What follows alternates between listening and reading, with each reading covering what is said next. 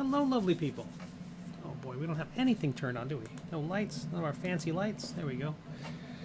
Hope everyone's having a lovely Tuesday. My day is starting a little bit late. I had a bunch of packages that I was sending out to the post office, and it was a nightmare there. Not a nightmare, it was fine. People dump on the post office, dunk on the post office. They dump on it too. They dunk on it. Hey, how are you, Siddharth? They dunk on the post office, but you know, if I offered someone $1 to take an envelope across a parking lot, they wouldn't do it. But here you go, give them 65 cents and I'll take it across the country. So anyway, I just had to drop off a ton of packages because the long weekend, and a lot of orders came in. So a lot of people interested in Toxomancy and Death Dealing. Sold another deck of cards. Patreon's hopping. So yeah, I really appreciate everybody. Quick update on the Meta Domain Kickstarter campaign. It was it ended a week ago Thursday, so it'll be 2 weeks this Thursday that the campaign wrapped up. It takes about 2 weeks for them to offer to get the funds, transfer money over. So I've been just working on production for the books so that by the end of the month I can ship out the PDF to everybody, and then get the print books into production. So hopefully by the middle of February, books are being mailed out to everybody. But today we're working on a monster for that book, a creature for that book. I don't want to call them a monster. I don't know them. And if you're the dungeon master, you decide what they are. But the kind of idea is it's a corrupted Meta Domain Cleric. So the book is about Meta Domain Clerics, and this is going to be a corrupted one. So that's why it still has the same pendant as our other cleric figure. And this was the basic sketch. I started sculpting a face here live on Twitch and on YouTube. So I have that face over in Nomad Sculpt. I'm going to open that up. I do apologize for the background noise. There's a 3D print that's happening. I don't know how noticeable, how horrible it might be in the background. If it is offensive, or if it's messing up the quality of the stream, such as it is, let me know. And there are some silent modes I can set. It slows it down considerably. But you know, if that makes listening easier, then I'll be sure to do that. So I had sculpted a face here. I'd started to.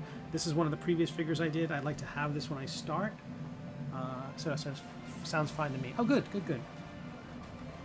I have Sir Quimp, which is one of the early sculpts I made. I like to start my document with those as a reference so that things sort of stay to scale with one another. He's crouched over, kind of leaning forward. He's a very tall character to begin with. This villainous creature is probably going to be probably a very tall character. I like the idea that it would be imposing, not a huge, in D&D terms, not huge or large, just tall.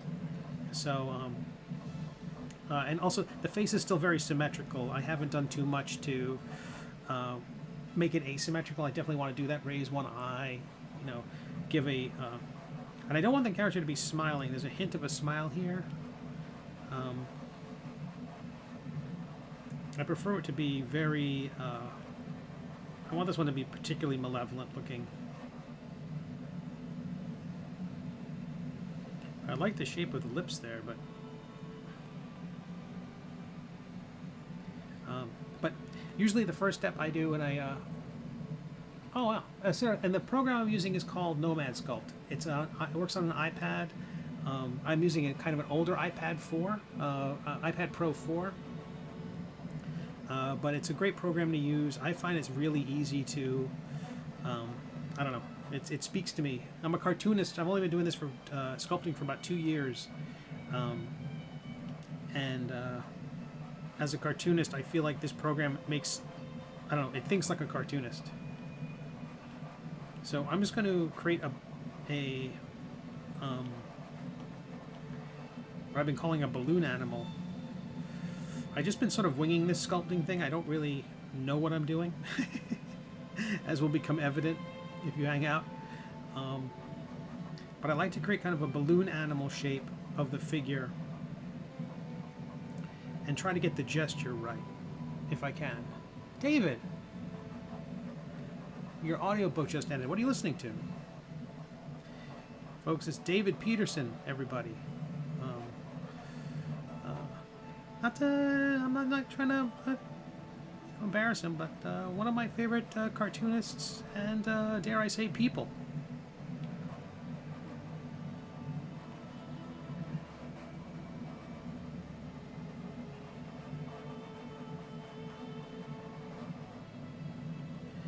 But I try to create a kind of a balloon animal shape of this figure just to get the gesture right. And if I like the gesture of it, then I can worry about the details. Insomnia by Stephen King. I have never read or listened to a Stephen King novel. I'm terrible. I've got, currently there's a Humble bundle with every one of,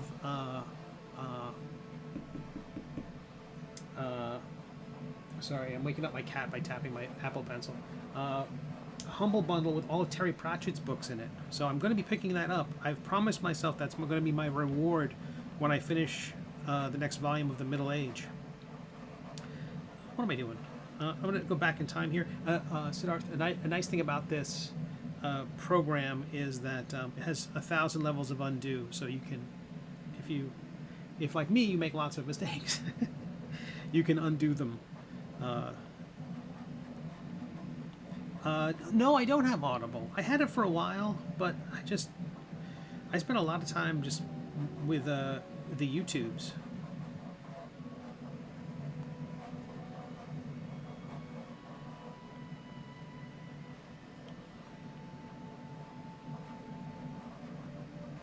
That is my diversion of choice.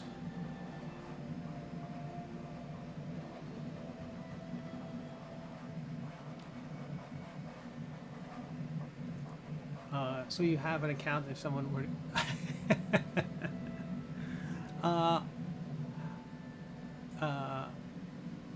yeah, it is the David Peterson. I'm not familiar with any other imposters, but you know, Twitter's I'm sure there's 5 on Twitter. So if you have an account, if someone were to gift you a book,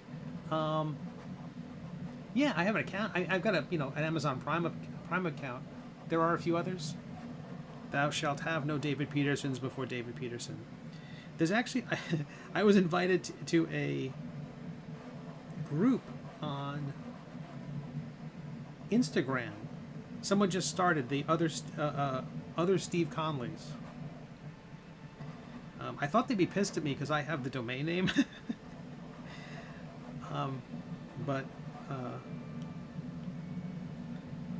So there is a Council of Steve Conleys.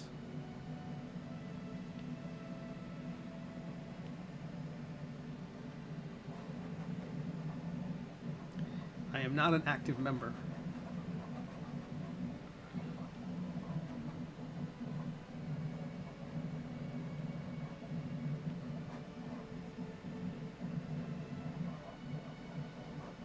All right, so once I get these basic limbs in place, then I'm going to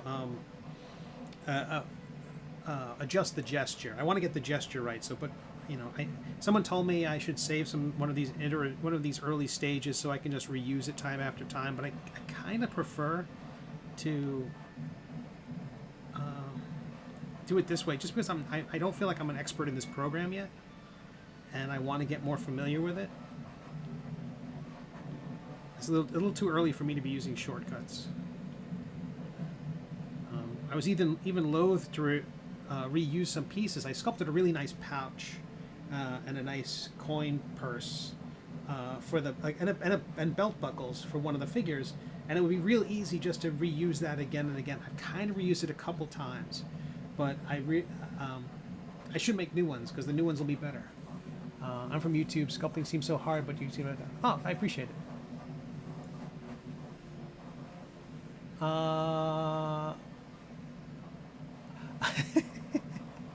Yeah, I am. I don't know if you can see the text on the screen. I do have that there. I added that back when I started, when Twitch relaxed their rules for multicasting. So it is going to YouTube as well. But I am imagining a lot of comments as well. That's not... that is not new for me.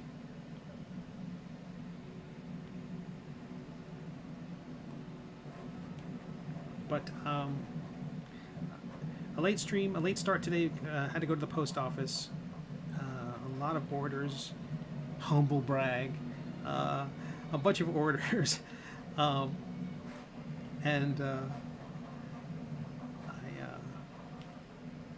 I like to ship out orders as quickly as I can.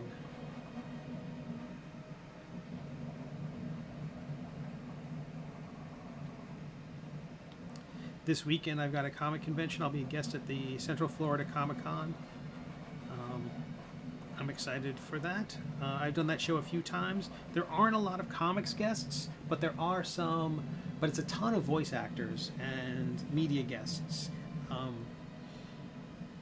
Tom Kenny, who's the voice of SpongeBob, will be there. I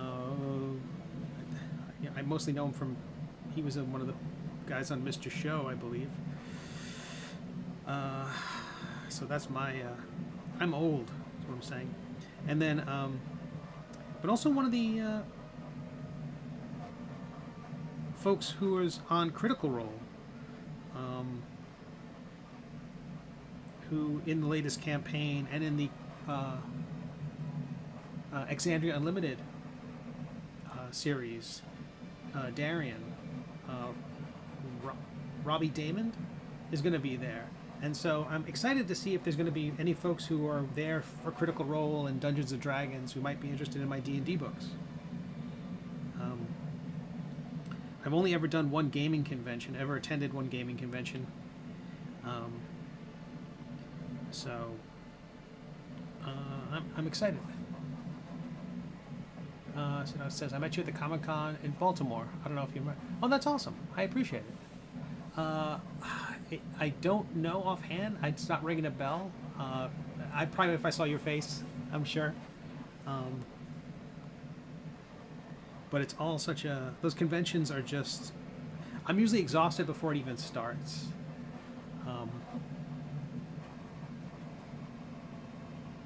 So by the time the show is happening and people are coming up to the table, I'm like trying to put out a fire or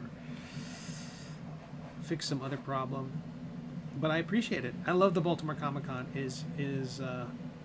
I think of that as my home convention. I've moved down to Florida now, and I was in the Washington, D.C. area for many years. And Baltimore Comic-Con, Small Press Expo, those two shows were kind of like my, I don't know, my favorites. But I like a lot now. There's Heroes Con has also been very good to me. I'm looking forward to coming back to that one. I saw they announced some guests for this year, and they kindly included me. So I can't wait to come back. So it's so far this character is extremely squat. I'll be shrinking the size of his head to make the whole body seem taller. It's kind of an easy trick when cartooning. You shrink, it's like the Hulk. Some people, when they're drawing the Hulk, to make the Hulk's arms and neck and chest look bigger, they just shrink the head down to a ridiculously small size.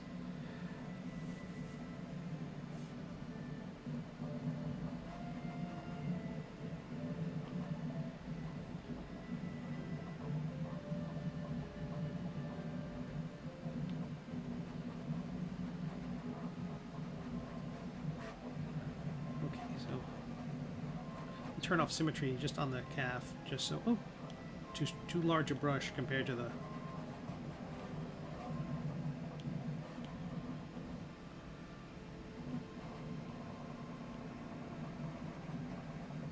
think the calf taper a little bit, and so should the thigh.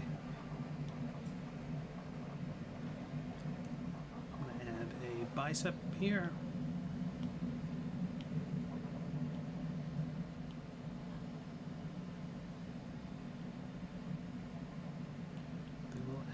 Forearm.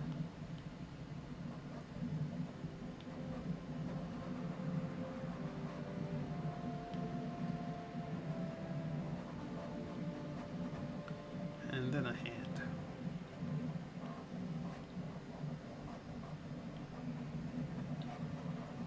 And I'll sculpt the hand and all the fingers. At some point during this, we'll have you'll get to see how a hand gets sculpted, or at least how I sculpt one. I'm going to turn off Sir Quimp so we get him out of the way so I can see a little bit better. And the character's got a very grandiose pose. Like it's kind of mimicking the. Oh boy, I hear my 3D printer making a little bit of a noise. Come on, keep it together. My worry is that I've been running some very large 3D prints lately.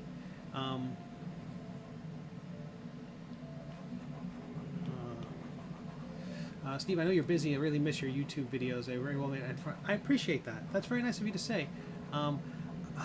It's also challenging to come up with a subject that I could speak on with any expertise. I had a few that were like, here are 10 tips for self-promotion, or how to get more viewers on webtoons, and I'm like, I feel like those I knew. Those are things I can be an expert on. And then after that, it would be like, you know, what else do I... My brain is empty. But I suspect there are a few of those things that I could dive a bit more deeply into. I could certainly update the tips for promotion. I included... I mean, hashtag events are much less effective than they used to be. I mean, I think even when I recorded that a year and a half or 2 years ago, I was saying that social media is losing its value, losing its importance. Like, that was prescient. I mean, it was already on such a steep decline. It's like almost pointless.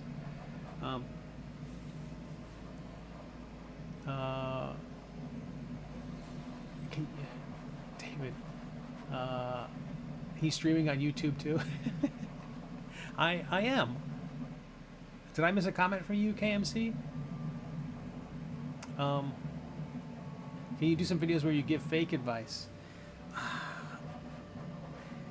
Yeah, I guess I could. That's usually what this stream is for.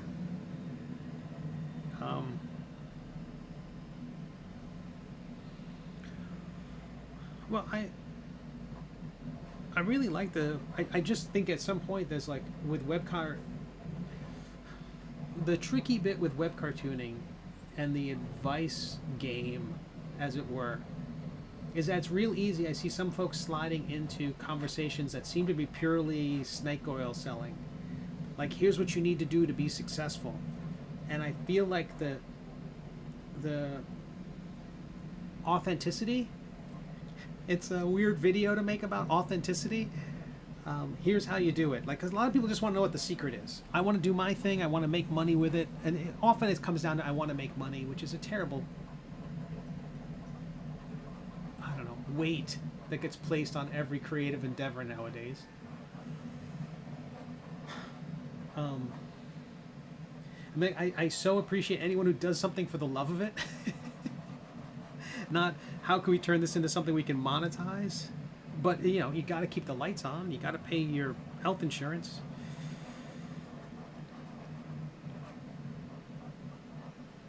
It's just such a bear. I've been really thinking about doing one that's kind of crosses into the realms of AI, crosses into the realms of the role-playing game stuff that I've been doing as well. And that would be talking about AI and how bad it is. And there's a lot of cartoonists I fear, and a lot of artists I fear. I've seen this more and more. It's like defenders of the concept of AI. And I feel like that's where I can talk. A lot of people have talked AI to death. I feel like I think they're missing the biggest problems with it. And now I really worry about people defending it. Because it is such a crutch. Not crutch. That's like mean to crutches. Crutches are helpful. You break your leg, you need a crutch. It's like this. These are artists who don't need one. They don't need the training wheels. They just need the practice. And in lieu of practice, they're hitting a button. And the button doesn't make them better. It might help them meet a deadline, but it doesn't make them a better artist. I don't know.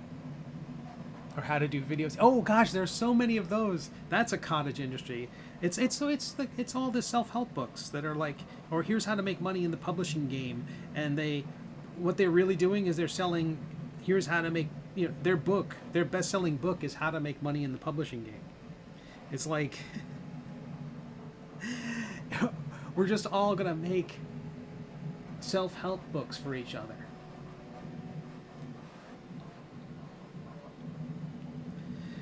But I do think there's value. I think what I liked was that people seemed to really like the tone of the videos I made. The comments were really nice. They still get a ton of views and a ton of comments, so I really appreciate the kind words, Siddharth.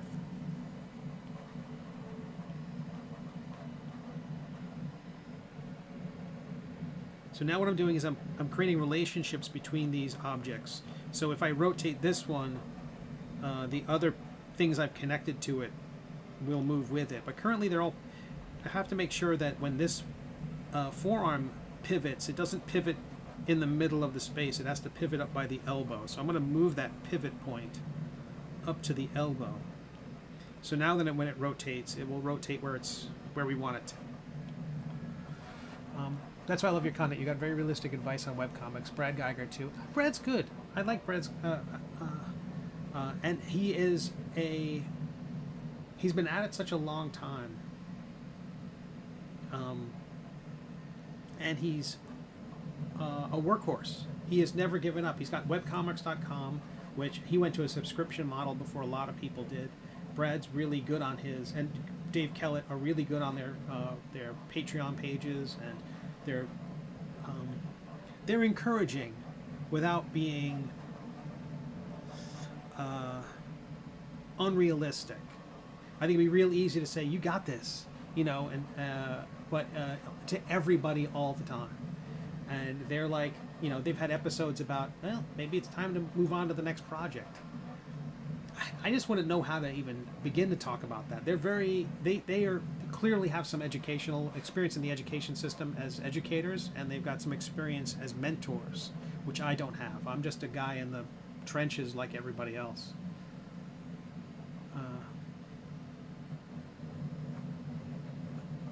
Brad tallies things? Is that a pun that I'm missing? AI, the Kubrick Spielberg movie? Yes, David, that's what I'm talking about. I'm just tired of people defending that thing. Oh my goodness, David. How dare you? How dare you? You don't sully your own stream with these things.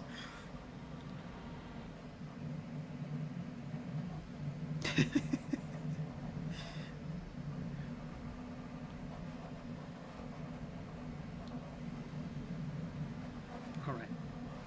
So, one of the biggest pains with this software is this mirroring. I gotta mirror this thing. All right, let's do it. We're gonna mirror this, and I'm hoping the whole thing I can't mirror it till I group it, or conversely, I can add it to a group, and then I can mirror the group. I think, as long as I only select the group. I think, right? Oh no, it won't let me mirror a group.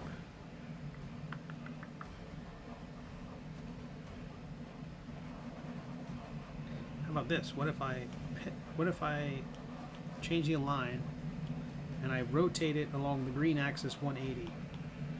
But I would like to. Oh, that didn't help at all. I would.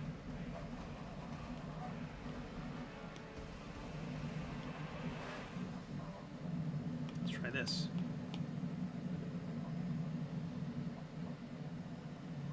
Is it not?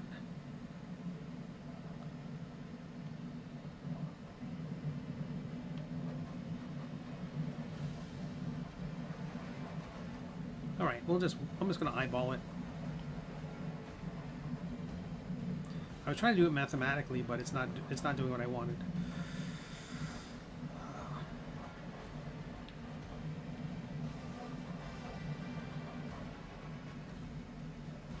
The character does not look particularly tall. I want to fix that as well.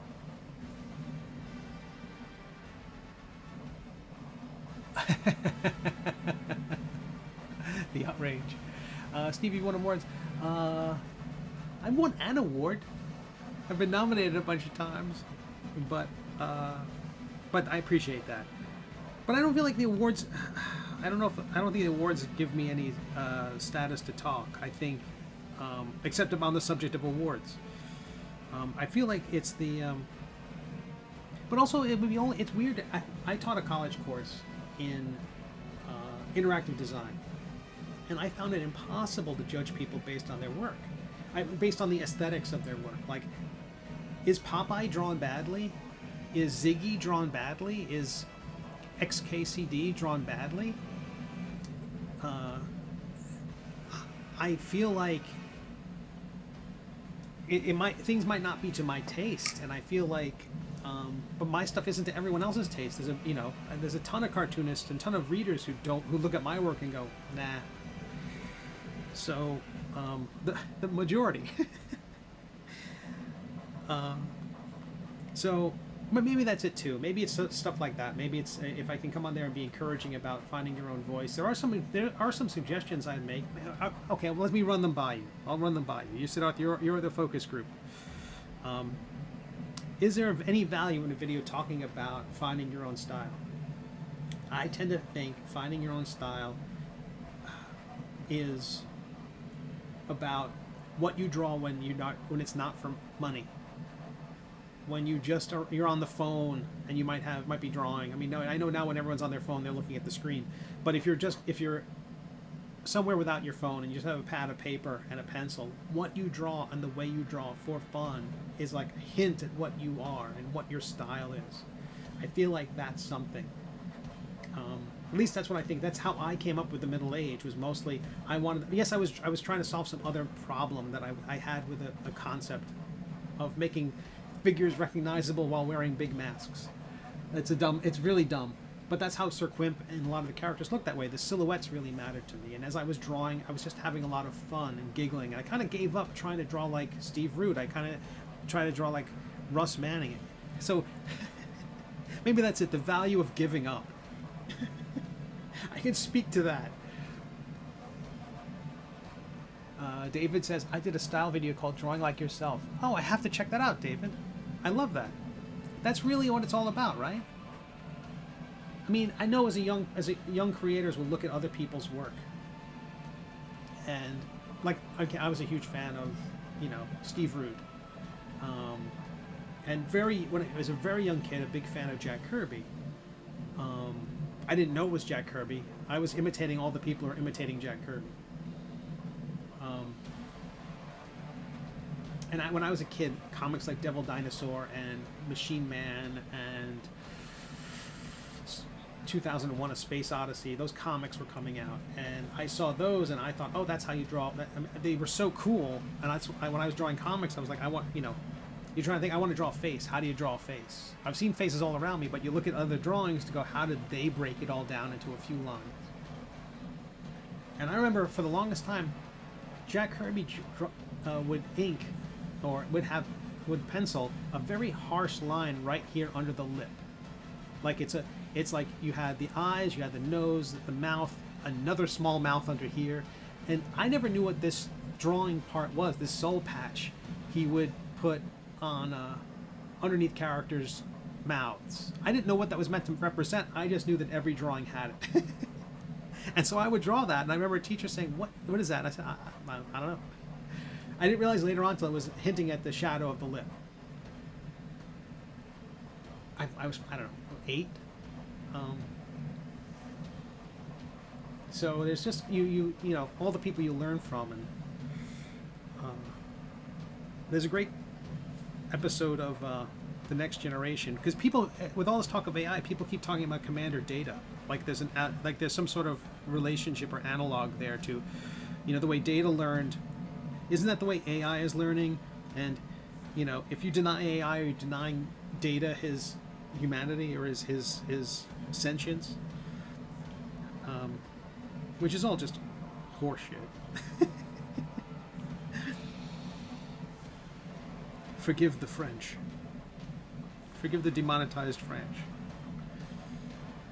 I'm so underwhelmed by the arguments for AI. Because I was reading one. It was over in one of the TTRPGs, one of the gaming forums over on Facebook, and someone wrote a impassioned argument against AI. And I'm like, okay, he's covering a lot of the basics. He's doing good work. And one of the biggest responses was equally lengthy, and it was about how all art is reflected, all of us look at other artwork, so AI looks at other artwork. Isn't it just somehow if an artist does it, it's fine, so why can't an AI do it? And I'm like, well, because it's an AI. Because it's not an artist. It is still the idea of going into a diner and saying, I'll have the chef's special. They deliver it to you. You take a photograph of it and say, look what I made. You didn't make it. You asked for it. You didn't know exactly what you're going to get. You won't get the same thing again if you ask for it again. You didn't make it. But friends of mine, dear friends, who were using similar procedurally generated content machines, it wasn't Midjourney, it wasn't ChatGPT. They asked the system, hey, spit out a thing. And it assembled it on the fly. DG.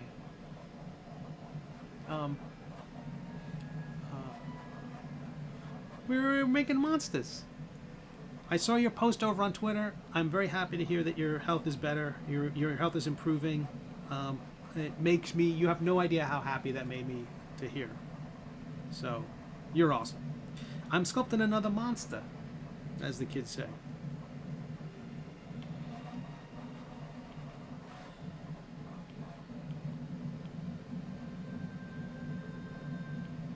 And we're talking webcomics, I'm just basically just rambling incoherently, as per usual. So if you've seen my, Siddharth, if you've seen my YouTube videos, they're heavily edited. It's like 4 hours down to 10 minutes, where I've cut out all the ums and uhs and giggling.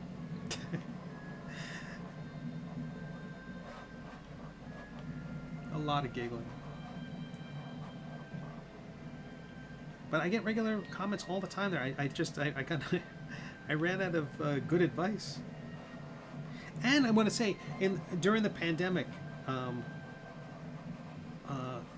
my schedule with the middle age, one of the best pieces of advice I have on there at all is like, whatever you do with all these promotional tips, work on your comic, put the next episode out, and I was unable to do that, and so I kind of wasn't living up to a standard that I had set.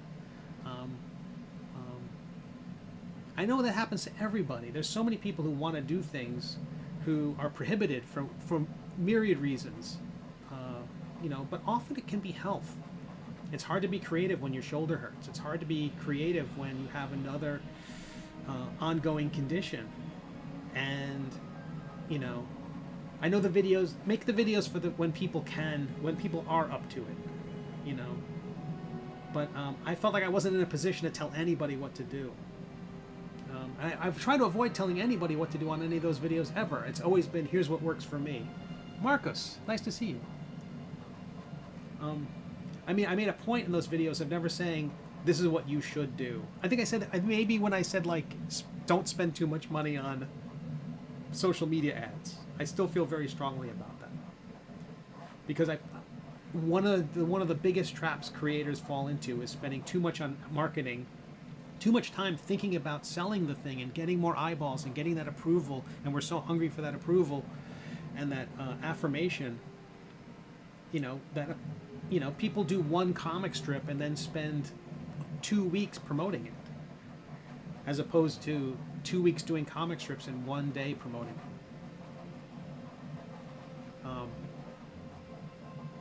ASMR, every time you sip coffee. I took French for 2 years in high school, and the only one I remember was love beats. So yes, for folks who are over on the YouTube, there's chat over on Twitch, and Twitch there's chat on YouTube. Twitch relaxed their rules end of last year, so it said, hey, you can stream to both platforms, so I've popped over on Twitch again, on YouTube again. And most of my subscribers on YouTube are here from my videos on webcomic advice, or webcomic shop talk. But I can do more of that. I've been really itching to. The thing is that the last, just as like the pandemic and all that, there's a lot of stuff happening in my real life was kind of interfering with my hard to write gag jokes when your heart's not in it, or you're not in the most giggly frame of mind. Okay, let's do this. We're gonna. I hate to have to do this, but we're gonna. There's no shortcut that I'm aware of. I have to manually flip these. So I will turn those invisible. The program I'm using is Nomad Sculpt, and I'm on an iPad. Set it to world, flip object. No, I don't want to flip the invisible ones. I want to flip the visible ones. You gotta select one object at a time. And sadly,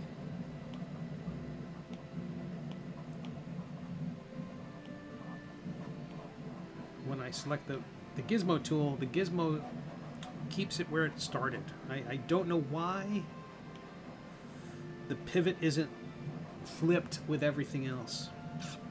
But there we are.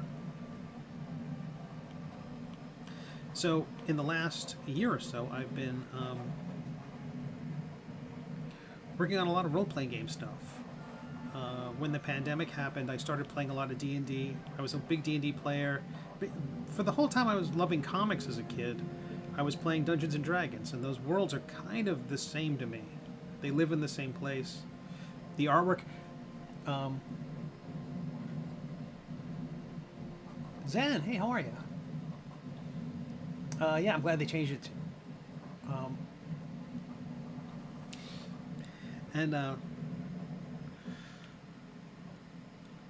The artwork of comics and the artwork of Dungeons and Dragons are very much part of my DNA now. Some of the earliest role-playing games are absolutely inspired by comics. You see swipes. If you go through the old D&D books, you just see, oh, there's a Steranko drawing, or oh, there's a Barry Windsor Smith drawing. There's a lot of Frazettas in there. And those artists were massively influential to me. I keep an eye out for the Deities and Demigods book, and the specifically the Deities and Demigods book. I spent a lot of time staring at that book. And the artist in there did amazing work. And I've been meaning to get a copy. I never had one as a kid. I grew up single mom. I did not grow up as a single mom.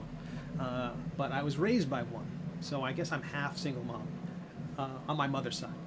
And we didn't have stuff. We had food from time to time. I'm not going to say we didn't. Thank you, Lions Club. But my neighbor, my friend James, he had all the D&D books, and he had all the games. He was an only child, and his mom was making up for, I don't know, got him everything, every D&D book, and Villains and Vigilantes, and Heroes Unlimited, and Traveler, and Star Frontiers, Gamma World, Gamma Marauders, maybe that came later. But every game, Dungeon Magazine, was Polyhedron a magazine?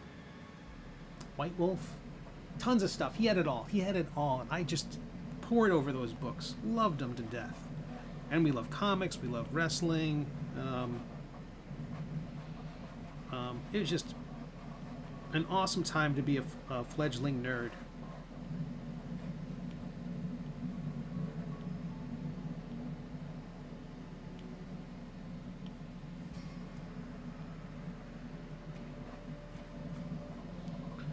All right, I'm belaboring this. Cave, how are you? Cave, I saw a text came through. I will respond to that when I get a chance, when I get a breather. So today's stream started late. I was running to the post office to ship out more books. And so we're going to run till about 7 o'clock. Usually I stream on Tuesdays and Thursdays from 4 to 7. So I apologize for the late start today. So I'm going to take this guy's shoulders, bring them forward a little bit. At least the shoulder blades. And I'm going to move the shoulders back if I can.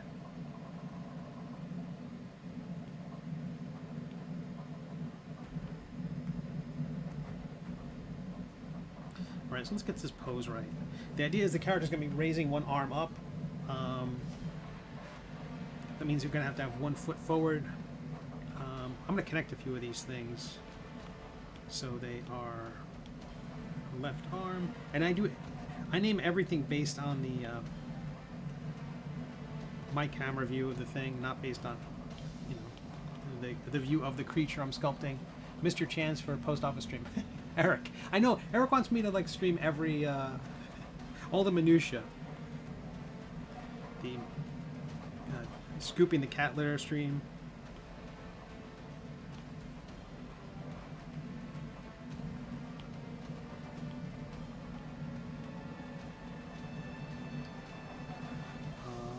But I was currently printing, and you might hear it humming in the background there.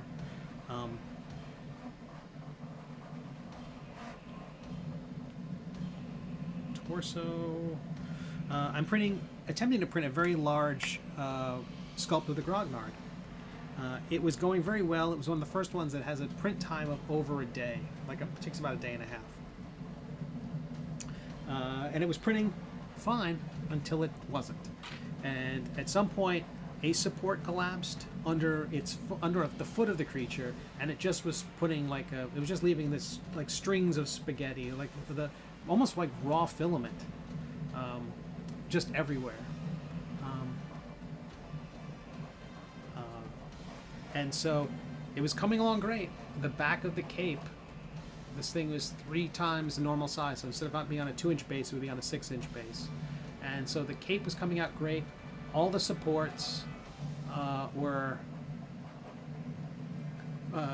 coming up from the print bed into the cape area. So I knew that they would break off and not mess up the cape. It's because it's such an irregular shape to begin with. And then the books were printing fine, including when it was printed. When it's printed actual size, that little hole that's at the top of the stack of books, not that big.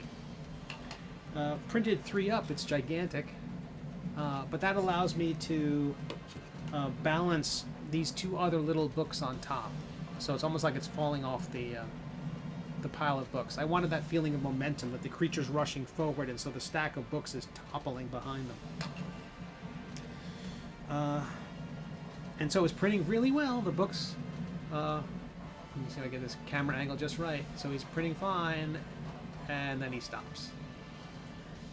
Because the foot that would have been elevated and appearing right about here in the print collapsed. And so this is just a waste of plastic.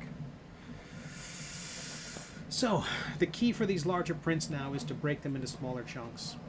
So if I want to print this arm, and the arm has a hole in there for holding a axe, I'm going to just cut the arm there. So just the arm will print, and then maybe just the torso, and maybe just part of the cape. And so if I break it into enough pieces, if one piece fails, I haven't wasted a day and a half. So a learning curve. One support failed, Cave, on the foot of the character. So this is the actual size version of what was going to be printed, and it's this tiny foot down here that failed. So as it was printing from basically this angle, I tried printing it at a number of different angles, and it kept failing with this foot. Like when it was printing right side up, all these different angles, it just didn't work. For some reason, when I printed it this size, actual size, it's worked fine a few times. But you can see in this version how I've broken it into pieces. I have the base that has the calf and the foot, and this leg pops right on. So I can print the base without supports of any kind, and that prints perfectly. And then I've got the little books that stack on top, and they have a little dowel, and then I've got the hand that's holding the axe. The axe handle was problematic every time that axe handle was supposed to print, it would often fail. Like here's a single print of the piece. So this printed as a single unit, and that axe handle fell off. And the area underneath the creature's knee has a little bit of filament because there's just no room in there. It's just it's asking for trouble. So I knocked it off the base. I've been doing a lot of stuff. I've learned a lot in the last month and a half. last month of having a 3D printer. I've learned a ton. Number one, I hate supports. So fortunately, the books I've been making print without supports. So the cover prints as a separate piece. The spine and back print as a single unit. The cover prints as a separate piece. There are 2 pins that hinge the book together, and then the center of the book has got these pages, which I recommend a light stain on to bring out the papery look to them. See, I'm pouring. I would absolutely do that, Telma. Yeah, so the supports started. The supports were working irregularly. I thought perhaps it was too much humidity. Being in Florida, it's like you'd think. So I went overboard with silica desiccant in the printing out containers that fit within the spool container. So the spool's a filament. They're inside a plastic box. That plastic box is now loaded with desiccant, and it has a humidity gauge in there, and it tells me it's like 10% humidity in there. So it's can it be too dry? I don't think so. Tell me, I saw that. It was already doing great. Also, there was a lovely little campaign. I should put a link to it in the Discord. We were having this conversation about, like, I've been posting these magic items to my Patreon page, the ones I've been making for 5e. I've got another one to post today. I've also created a page just on introducing expiration dates to your consumables. It seems like something players don't necessarily want, but I think it's something that would improve the game. It would get people to use stuff up. So not just sitting on tons and tons of things in their bags. I'll tell you what, let's just do this. We're just going to connect these together. I'm going to connect, that's the, what is that up there? Traps? It's kind of, this is traps and collarbone will connect to the torso. That sphere is the neck. Right leg will connect to the pelvis. The left leg will connect to the pelvis. The right arm we will connect to the torso. And the left arm will connect to the torso. So now as I bring the pivot point for the, basically, oh, let's connect the neck. We gotta connect the neck. All right, we're gonna try something here. The eyes will connect to the face. The face will connect to the neck. The face we're gonna instance, which means that I can work on that elsewhere. And the idea is, I'll show you with paint. If I draw on one, it will draw on the other. So I can keep that thing up there and symmetrical while I work on the other piece. While I move the other one around. I don't do that very often. I kind of hit a roadblock pretty quickly with it, but we'll see what happens. This is what I get for not building the balloon animal of this whole thing first. Torso, connect the neck, all that. So when I move the torso, everything up there will move. And rotate that part forward.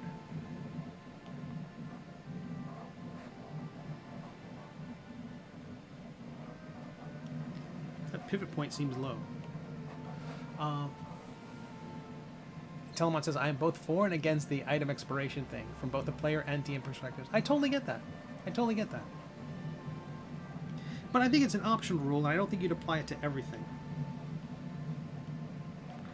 But I feel like it's a good solution, and I like it for some things, like some of the objects I'm creating. I'm also going to move the pivot point in a little bit.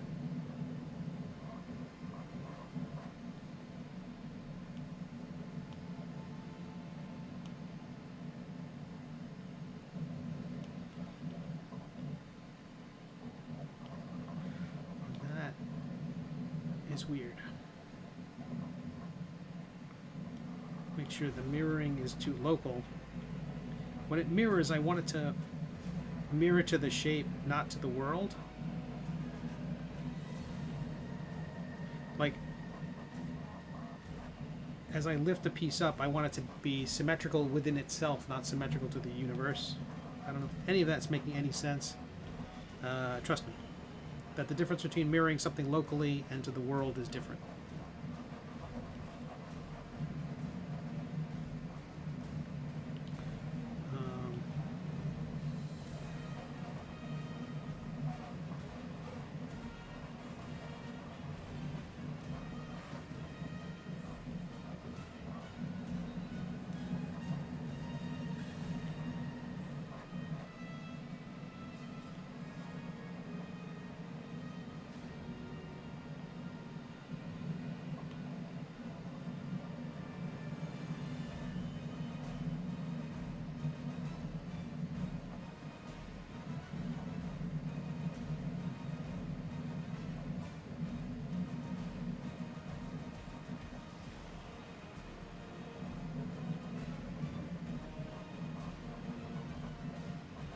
I move the pivot point for the foot back. And I'm sorry I'm missing in some chat right now. I'm certain of it. I just need to focus on this for a moment.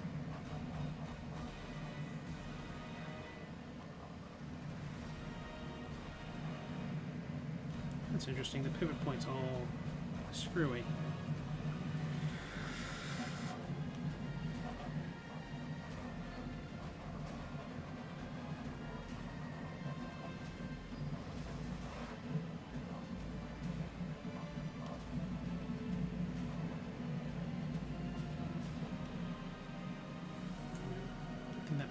Point needs to be further north.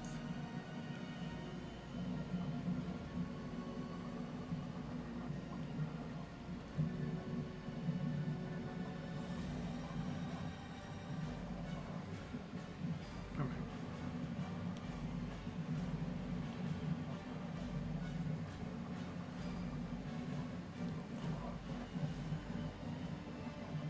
Main point against it is a nightmare of teaching all of it. And tracking all of it. Yeah. I think there were card mechanics and checkboxes that could help with the timekeeping.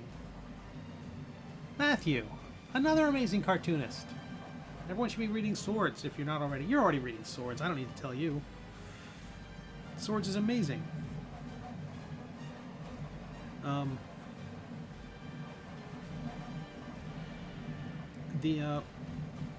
The mechanic, I get the idea that the mechanic is more time consuming. I also think it's a thing where when I specify in the little rule sheet I put together, Telemont, I've got, which I'll share on Patreon Thursday, which I'll share on Thursday is, it's got a couple of charts like when the potion expires, what is in the vial afterwards. Like you roll a d20, 1 through 5, it's pure water. Just give some suggestions for the dungeon master or whoever's creating magic items. What effect what effect is going? You know, what's left in the bottle when and also what happens to the scroll when it expires. If you want to make scrolls consumables or if you want to make them expire as well. I like the ticking clock. The main thing was, and I've heard this, quite a few people talk about this, the idea that campaigns end and people's bags are just full of objects that they never used. Cool stuff too, but it's a thing where, like, I mean, I don't know if that's video game training or it's just the pack rat in all of us or being, waiting for the zombie apocalypse. We're just, let's not use that. Let's hold on to that until we absolutely need it. When the campaign ends and you've got bags full of unused cool stuff. And I'm like, let's introduce cool stuff, but get people to use it. It would be like if we were talking about this before, the Daniel Craig James Bond films, he's just emptying his pockets and it's all the stuff from all the previous movies that he never used. Here's the wristwatch Geiger counter, it's the wristwatch laser Garrett, Garrot. It's the just all the gizmos that the character never used because they were waiting for the right moment. We have to lower the rotation point of the head to the...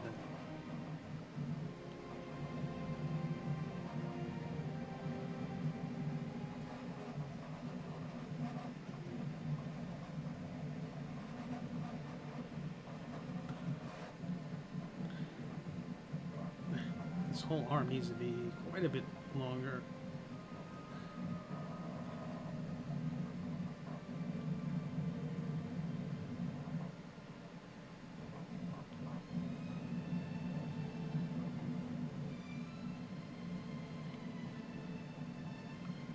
Oh my goodness.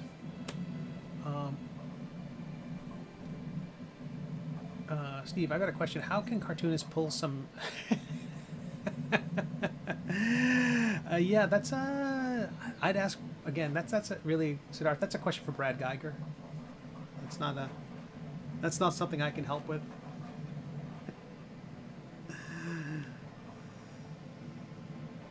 Please direct all such questions to Mr. Geiger. I'm sure he's the one to ask.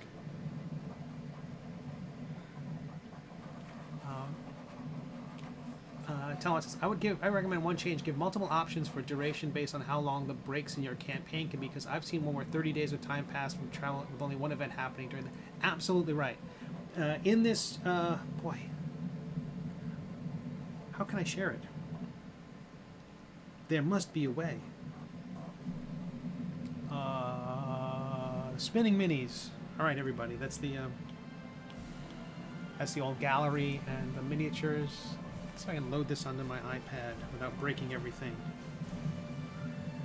I can share with you the initial PDF thing. AirDrop. There I am. There I am. Ooh, let me load both of them. I can share them both with you.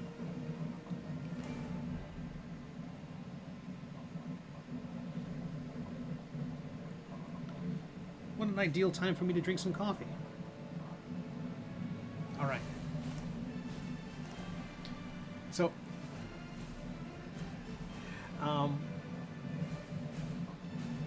so for expiring consumables, this is my suggestion. You add the, basically saying add an expiration date. For most consumables, I just like something silly, like one of every die, like a 1d20, a 1d12, an 8-sided, a 6-sided, 4-sided. I missed one?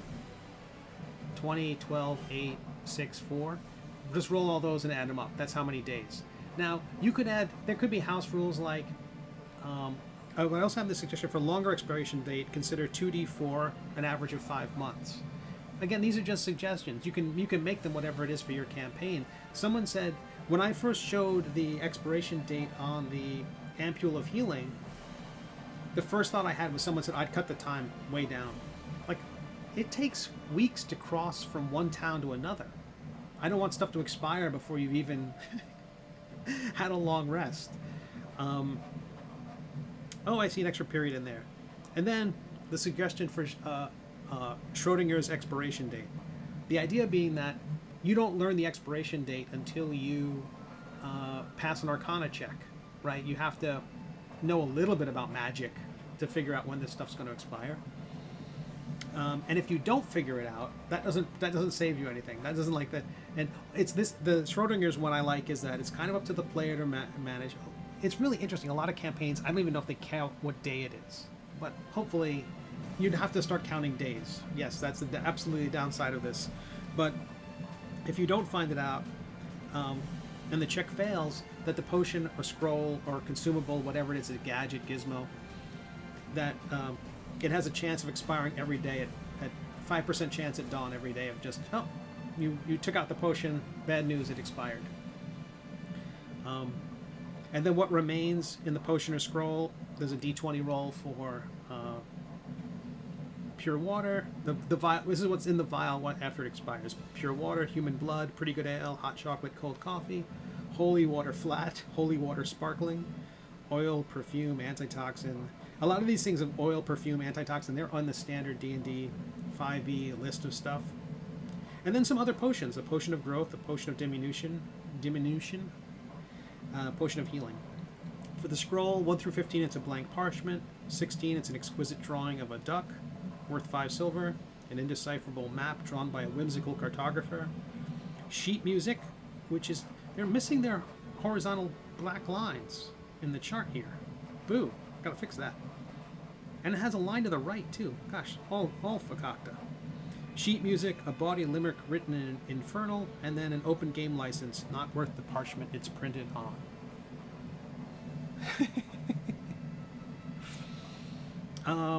And oh, that's the inks for the next issue, next episode. I shared that on Twitter, Patreon earlier. And this is the next magic item, the Protector's Bulwark. This is actually something that I added to the campaign when I was running it as a dungeon master, and my character was basically a support NPC. We've been having rotating dungeon masters, and whoever's running the game, their character becomes a support NPC. They all got these magic items that I was testing, and this is the one. It didn't function like this when I first got it, when the character first got it. But it's just a +1 shield, and then when you activate it, you get to share your armor class with adjacent figures. Any adjacent friendly character can use your armor class instead of their own. So you give this to a well-armored knight, suddenly their 21 armor class, your thief can huddle with them and they can have the same armor class as the knight. Or in the example here, for instance, if your armor class is 22, an unarmored child next to you will also have an armor class of 22. But that happens for 10 minutes. The cost of activating that function is your 3 death saves. So, in Dungeons & Dragons 5th edition, those death saves are the things that keep you from dying once you hit 0 hit points. Everyone understands hit points, the amount of health you have. When it goes to 0 in D&D, that's not dead. In old school games, in old school D&D, you hit 0, you're dead. In later editions, there's these kind of safety valves called death saves. And every round, after you go to 0 hit points, you're basically knocked out, and you roll a death save. It's a straight 50-50 roll with a d20. Although, my death-dealing rogues get to add their proficiency. But usually, for almost everybody, it's a straight 50-50 roll. 10 or lower, you fail. 11 or higher, you succeed. Or no, it's actually 10 and higher, you succeed. So the thumb's on the scale for living. 3 successes, and your character is just unconscious. 3 failures, and the character's dead. So it's a thing where a person gets knocked out, you have to basically, everyone scrambles to try to bring them back, get them some life, bring them back. This takes those away. And I like the idea of magic items that are so powerful that you basically, it's a last-ditch thing. Things are so bad, it's go for broke. And I wanted to have a go for broke mechanism using a resource that people have never used. I don't think anyone's ever used it as a resource. So you're going to do this. You're going to protect all the children. You know, there's this. Some magical tank is, is charging the town, and you can protect these kids by being the shield for them. You know, risking your own life to do so. So I feel like it's a heroic thing to do. Makes the superhero characters a little more vulnerable, but it's a choice they get to make. Anywho, I'm super excited for it. I'd say maybe one of the most cynical D&D players I know. Skeptical, let's say skeptical, let's be nice. One of the most skeptical D&D players I know who dungeon masters a lot really likes this idea. That it makes the characters more vulnerable. It's a good trade-off for the power you get. Anywho, that's what I'm working on. And that will be a magic item that folks will get to see on my Patreon on Thursday. So patreon.com/Steve Conley. I'm just adding a bunch of these magic items. I'm going to make these available on Reddit as well and other places using the same webcomic model. Give it away and invite people to come support me. And when I collect it, maybe pick up a copy of the book. But I want to give it away. I don't want to paywall it all behind Patreon. That's not cool to people who don't have money. So, anyway, spinning minis. Let's bring those back up, and I'll get back to sculpting. Yeah, again, as I was saying before, like growing up without much, it's I don't like paywalling stuff. I don't like making things harder for people who already don't have enough stuff, right? That's one of the reasons why I use the digital rights management I use on my graphic novels and on my webcomic collections and all my role-playing game products, all my role-playing game books. The DRM simply says this book belongs to, email address. So if this is Siddharth at siddharth.com, you can share that with your friends. It'll discourage you from uploading it to, I don't know, a repository, because there'll be who does that as well? Drive-Thru RPG does that as well. It's like, but you can share the book with your friends. Again, I never had D&D books growing up. I had to read my friends, and so people should be able to share books. Said like a fellow kid that grew up with that. Exactly. Steve, run for president. I was so disappointed. The Iowa caucus was last night. I didn't even place. You'd think. Although my supporters are all, like me, incapable of being in the cold. And so, as a frail sort of person, I can't blame anyone for staying home. Oopsie-doo.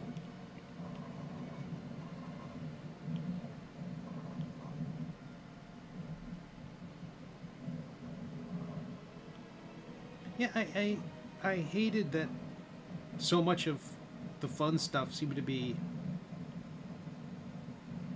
unavailable to me because of the situation I was in. I'm not a fan. Replicators can't come soon enough. I mean the Star Trek ones, not the Stargate ones.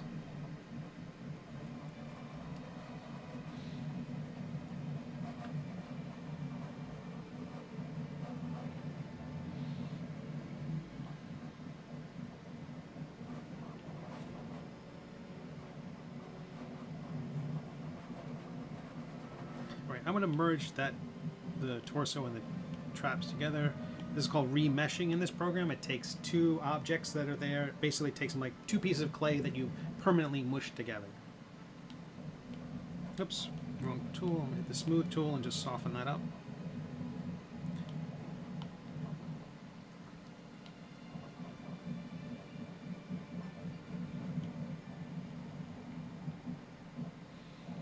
So when you'd lift, I'm going to use the crease tool just to kind of sketch in some anatomy.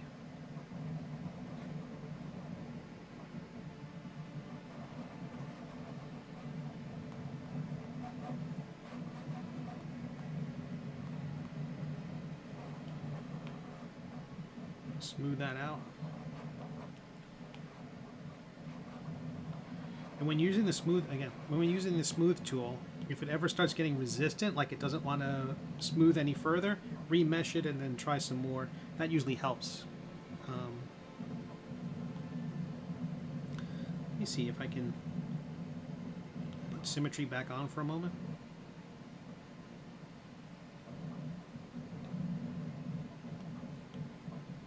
Just for the shoulder blades. So the idea is the hand is up in this kind of like... I had a very similar pose with the Meta Domain Cleric, but I wanted this to be a malevolent pose. I want this to be kind of a mean...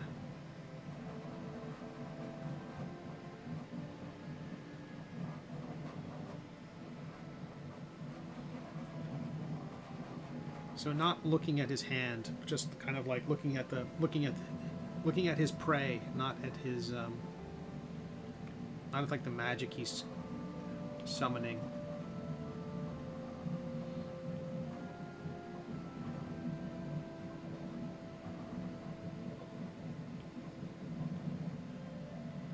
The arm disconnected, I think.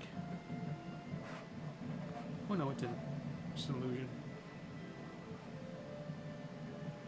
I'm gonna keep the back straight It looks like he's just got done throwing a horseshoe. Not the effect I'm going for. I think the shoulder's got to be more forward like this. Like looking over their own shoulder as they're kind of like, this should be, imagine someone with musculature. Once a little one is a bit older and let me work on my laptop after that. I will let me work on my laptop. I plan on working on some adventure content that I'm just going to publicly release. I don't want any reason to try and make a living on it. That's lovely. I think that's beautiful. It's a tendency among a lot of people to, and I don't see why not, to monetize it. And that's that terrible weight that's applied to so many creative things. Is like, you want to do it for a living. I wish you could. I think, you know, I'm going to come across as a crackpot socialist. Guilty. But the idea that you could have a, that your whole life didn't have to be about fighting for things like, I don't know, being one root canal away from the poorhouse. You know, so it's like every second counts. Time is money. Congratulations, you're born on Earth. Time is money. What? Better get working. Better turn everything you love into a product. You're running out of time. You don't want to slow down at all, ever. But I just got here.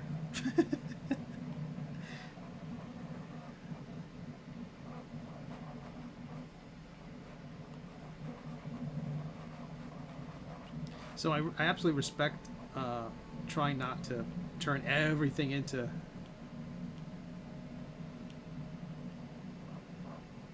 $1, but as someone who grew up without much, I understand why you need it and why, you know, it's terrifying that everything could fall apart if you don't have it.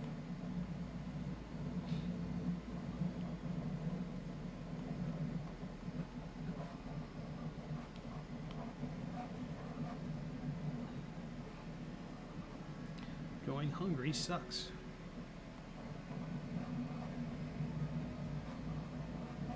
There, I said it. That's my hot take.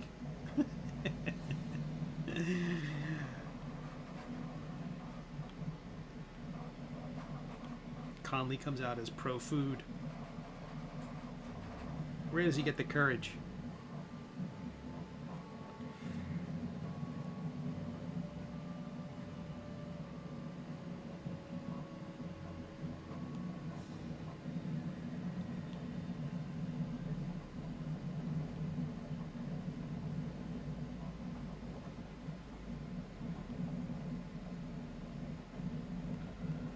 I was talking about, oh boy, that's all wrong.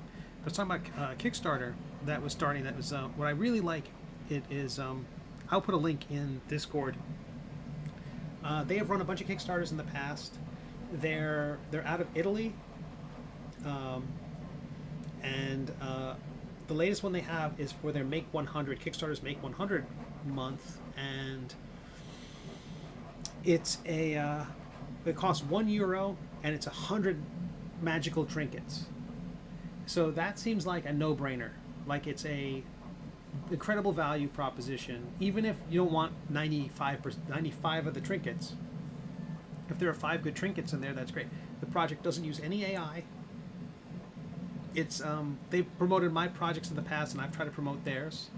And they're having an amazing first day. Again, €1 to join, and I think day one they were cresting $1,500. When I last looked, $1,500, because what they're doing is you can get the book for the PDF for €1. The project's campaign was like $53 US. So they hit their goal in a nanosecond, and you can get their PDF and all the other PDFs they've made. So they're not just selling the latest book, they're selling all their previous books as well, and I think that's the way to go. If someone does want to monetize what they're doing, you know, I feel it's just like the webcomic model or comic book model. Keep producing books, or the author model. Heck, Telemont. Jumping back here a little bit. That, and I've already had a portion of my love working on computers killed for me because I now do it for a living. I get that. Siddharth says, for me, I really want to monetize my work. I want to wake up every day and draw for a living. It just sounds so fun. It is that was what I wanted to do. I was like, if a new bill shows up, I want to draw my way out of it. I want my solution to my problems to be drawing more. You know, I don't want drawing to be a thing I have to squeeze in around working at Walmart. Nothing wrong with working at Walmart. If I can make it work, I want to make it so that here's a giant bill. I guess I better get drawing. And I can see that being a pain in the butt, but almost always all the experience I've had that was negative has been trying to meet an external standard set for me by someone who whose standards I don't agree with. You know, when I worked in an office, it was like there's politicking and all sorts of nonsense. It wasn't that the work I was doing wasn't interesting. I mean, I think people who are creative will find creative ways to do what they're, whatever they're doing. I loved waiting tables and being a short order cook. It had deadlines and pressure, and it was fun, and you made people happy. You made some people happy. You occasionally made people happy.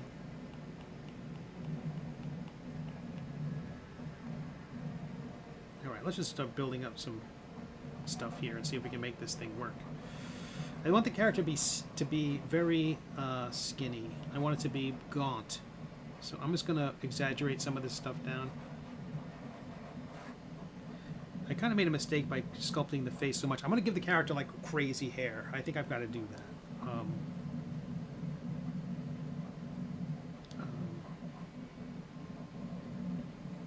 My goodness, can my phone light up any more? There's also, I think 3 or 4 of my friends have started a Kickstarter, have started independent Kickstarters today, individual Kickstarters, and so that's the thing I would recommend. Oh, you know what? I've been meaning to do this one too, Siddharth, a Kickstarter one, talking about monetization. I will be launching my 10th Kickstarter in February. The 9th one just wrapped up. I haven't even gotten the funds yet for that one. It's for RPG stuff. It's for role-playing game stuff. Based on my webcomic, it's all related to the Middle Age. I kind of feel like that's where I'll be spending the rest of my life, is in this kind of fantasy nonsense world. But the 10th one is going to be launching, and I have a lot of advice for simple tips for how to make the most of it. I feel like that's something where I can actually offer some help. So maybe that'll be the next YouTube video. It's not webcomic specific, but I think people might find it handy. But one of the things they do, which a lot of people do, which I think is a mistake. Oh boy, I was having the deltoid just bleed into the shoulder blade. That's a mistake.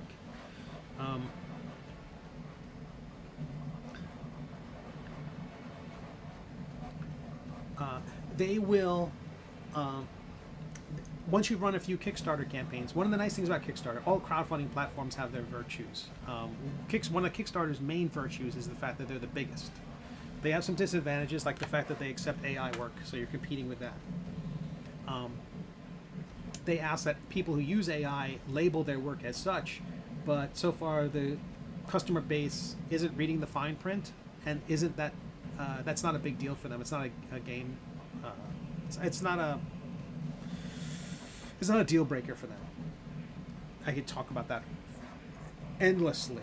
One of the same people who were talking about AI were saying, when you look at a project, if you look at the artwork of the cover, will tell you whether or not it's a professional project or not. And now with AI, you don't know.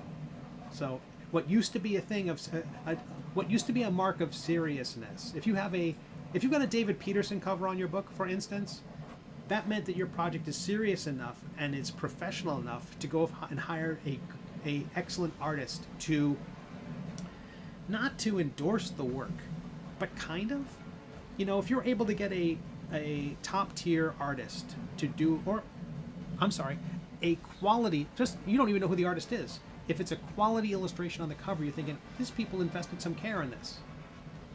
Maybe it's worth my money. Now, you see the thumbnail, you can't tell how many fingers it has from this distance. You can't tell if all the words in the background, all the billboards in the background are just a mess. Perspective is all screwy. And as AI gets better, I don't think AI is going to get better. AI is going to get less... it can't get better. It can get less egregious. How about that? It'll have all the flaws. It'll have all the problems because it's not a person. But maybe Photoshop tools will make it easier. Photoshop will make a filter. The hand. Did you get the hand fixing plugin from Photoshop? You just bring in the AI, run your lasso around the hand, and it'll fix the number of fingers. So one of the problems gosh, I'm all over the map. One of the problems with a person running a Kickstarter and repeated Kickstarters is that whenever you launch a new project, if you've backed that person before, they will get a notification. Okay, that's in the positive category. So when I launch a Kickstarter, everyone who's ever backed me on Kickstarter says, hey, there's a new project from Steve Conley. Take a look. That's awesome. So everyone who's ever backed me gets a notification. A lot of creators then will go into their past campaigns and post an update. So let's say someone backed me on Intoximancy and I launch my next one, which is called Nibblemancy. I'm bearing the lead here. The one that I'll be creating for February is called Nibblemancy. It's based on the evil King Aether in the Middle Age webcomic. If you go to nibblemancy.com, it'll take you to the placeholder page. So I will tell everyone who's backed Intoximancy, I'll put an update on the Intoximancy campaign, and everyone who backed that will get a notification. So presuming you backed me for 5 of my projects, if I do that with all my past projects, you're just going to get spammed all on the same day. It's terrible. My phone is lighting up because my friends are doing that right now. They're going back and they're updating all their past campaigns. They're putting a little update. Hey, I've launched a new campaign. Hey, I've launched a new campaign. Hey, I've launched a new campaign. To BackerKit's credit, if you use the BackerKits and their promotional tools, what they do is they import all those email addresses and they will email everybody, hey, this campaign has started, and they'll do it once. And then if you have backed the campaign, they won't hit you again. They won't email you again. But if you haven't, then they'll send you a reminder. So at the end of the campaign, the people who are getting hit with those notices are the ones who haven't pledged already. So that's super smart. So points for BackerKit. Also additional points for BackerKit for being for prohibiting AI in their system. But friend of the show, Tom Zoller, America's Tom Zoller, launched a new Kickstarter today. This is part of the Make 100 project on Kickstarter, and he's offering commissions. So I think and then he'll create a book which is collecting those commissions. I think it's a really smart idea and well executed. Mike Hawthorne, I believe, also launched a Kickstarter today. He's doing a book about tips and tricks for creating volumetric figures. I don't think that's how he put it in a much more customer-friendly way than I just did. But it's like creating 3-dimensional figures.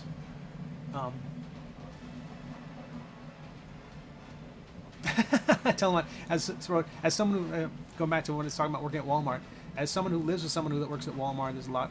Yeah, and I have a friend who works there as well, and there's a lot. They've had multiple problems with wage theft, and but I don't mean it in terms of as a means to get by, as a means to have. As a way to get food on the table. I mean, it's easy for a lot of people in the creative field to look down on folks who are not in the creative field. Like, it's just tough. It's nothing. Well, not that anything's easy.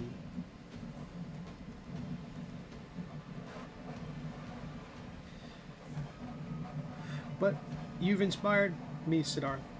I'm gonna be thinking about nothing wrong with honest living. Absolutely right. I haven't saved in a while. Let's do that and sip some coffee.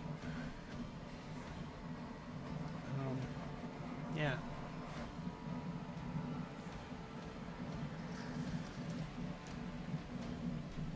I just want to keep them short too. I was very happy with the videos that I had done because they were all like, you know, I think one was like 12 minutes long, but we jumped right into it. But I don't really have like the magic bullet that people want for their webtoon. The real thing is that what the main thing we have to offer is lots of work, lots of effort.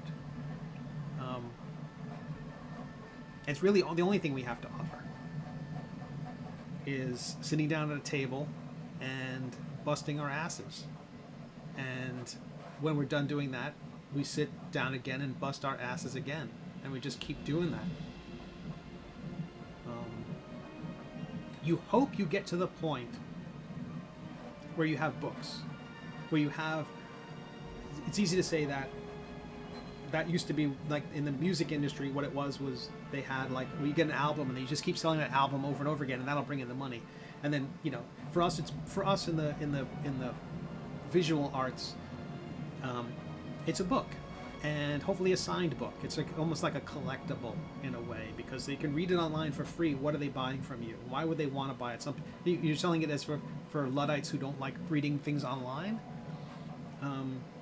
They're buying it to put it on their shelf, to have a thing behind them, a collectible or a totem.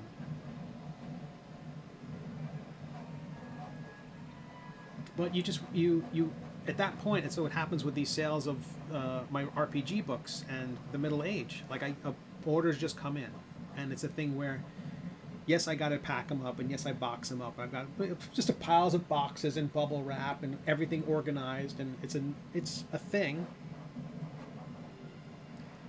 But it's a thing that can sort of self-sustain itself. Self-sustain itself. A thing that can self-sustain. Cave. Oh, we got a rant. That's great. I've been doing all the heavy lifting on the rant department tonight. I'm pricing the shipping supplies for the book. I'd like to use a bubble wrap bag inside a cardboard mailer. I can't for the life of me find 8.5 by 11 bubble wrap bags from a reputable source. There are some questionable ones on Etsy. What the hell? This is standard book size. Why do they not exist?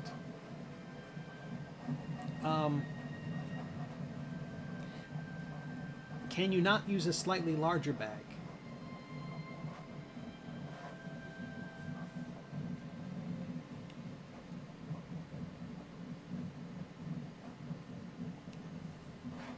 Tons of bubble mailers, mind you, but just not bags. Yeah, I get you.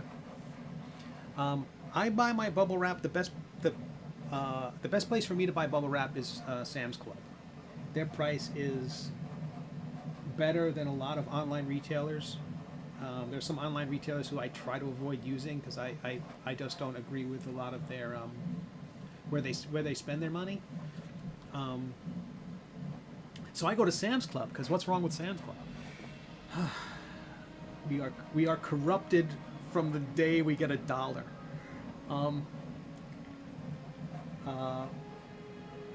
So I get bubble wrap from them, and it's affordable, and I can cut into very slight. It is you know, it's perforated, but I know half a section will cover this, 1.5 sections will cover that sort of thing.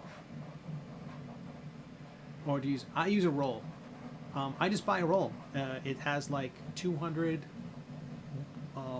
1-foot square segments that you can perforate. I like to use a scissors to cut it. The perforations don't always comply. And then I put them in boxes. The boxes I purchased from Amazon. I wish I could find a better vendor for them. And the box prices have doubled in the last couple of years. They end up being the boxes themselves are about $1. So the tape I use, I tend to use a company called Rollo. They're the ones who make my 3D print, my 3D printer, excuse me, my label printer for my postage. They have, a bunch of other vendors have it as well. It's a silent roll of tape. It is, the sound you get from you when you pull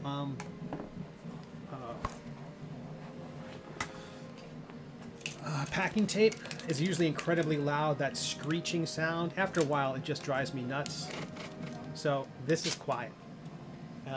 It is, I would say it's 10% less sticky. But it's quiet.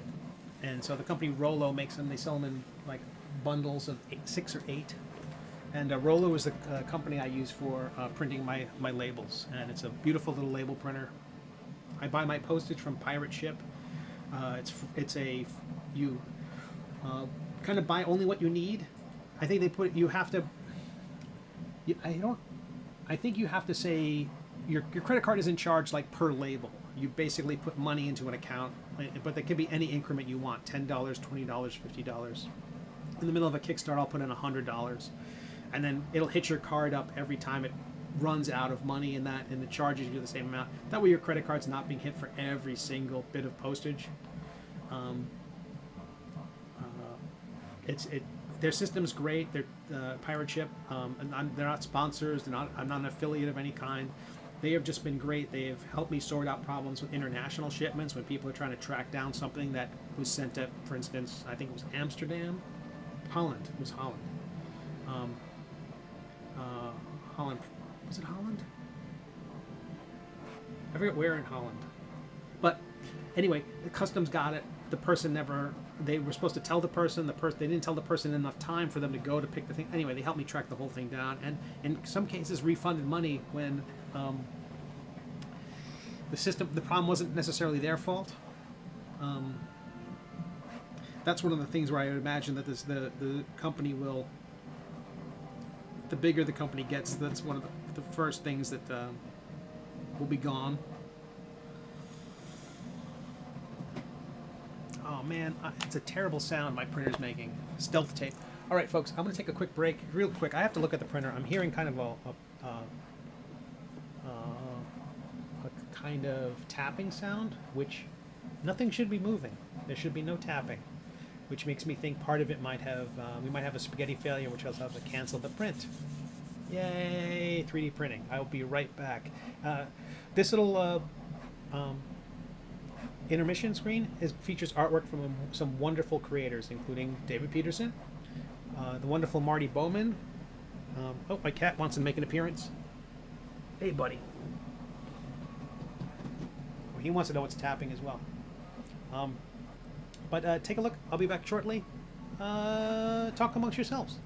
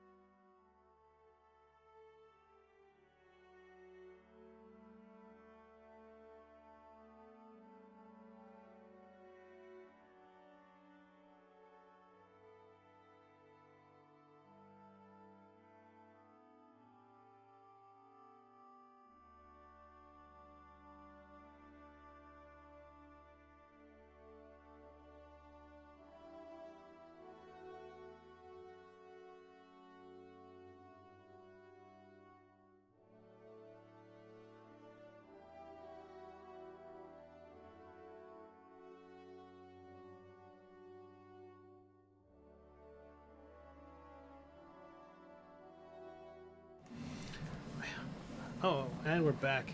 Folks, I am afraid I have to end it here. These messages are from a client, and they have a real technical problem, which I have to help them with. Yeah, thankfully the printer supports did not fail. That tapping, I was about to launch into my Raven, my Edgar Allan Poe Raven, gently tapping, rapping on the 3D printer door. That was in fact one of the new desiccant containers I put inside the filament holder. So the vibration was causing it to tap a little bit. All right, you lovely people. Great to see you, Siddharth. Good to see you again. Cave, David, DEG. We saw Zan here for a little bit. Who else am I missing? Eric had made a cameo. Matthew, nice to see you. Thank you, everybody. I really appreciate it. I know it was a short stream today. We made some progress. I feel like that pose is kind of there. I'm not sure about. I like the gesture. I love the twist of the figure a little bit to have that. But I feel like this person should have a more, maybe a planted wide stance, kind of like a stronger stance, and then just the hand is up like that. Not so much moving forward. I do like the aggression of moving forward, but I feel like in this case, if I'm going to put any kind of, I don't know, maybe like their feet should be planted like more like a martial arts, where you can't knock them over. So I really appreciate it. Lurker's gonna lurk, Zan. I appreciate it, everybody. Thank you all so much. I'll be back here on Thursday. I expect a regular time, I would hope, from 4 to 7. Again, if you want to queue up for the next project. Again, Nibblemancy will not launch until the Meta Domain books are out the door. So this month is all about getting Meta Domain done, getting it delivered. The important thing about Nibblemancy is it's part of Zine Quest, which is Kickstarters and all of crowdfunding. They have Zine Month, or hashtag ZineMo, which is for zines, which are kind of like the homebrewed, do-it-yourself, independent creators versions of games, which is what D&D started as. A bunch of excited people who wanted to share their games with the world. Not a huge production. We're not talking about big fat books. We're talking about bite-sized, fun little projects. And so far the community's been really welcoming to me, and I can't thank them enough. But the next one is going to be the Zine Month. Zine Quest is in February, and so it won't be launching. Mine won't be launching at the beginning of February because I've got this one to get out the door. But once it's out the door, and I know it's on its way to people, and I can see the map of them going throughout the world and throughout the country, we'll launch Nibblemancy. It should be fun. I plan on doing there's probably gonna be 5 or 6 Kickstarters this year. Most of those will be for role-playing games, but one will be an anniversary collection of Astounding Space Thrills, my original webcomic, and the first webcomic I did. I don't mean the original. They're all original. But the first webcomic I did, it's the 25th anniversary. I'm old. And the next volume of The Middle Age. So back to work. Thank you all again for being here. You're lovely. I'm not going to raid anybody. I just got to get offline and put this fire out. So thank you all so much. I will see you on Thursday.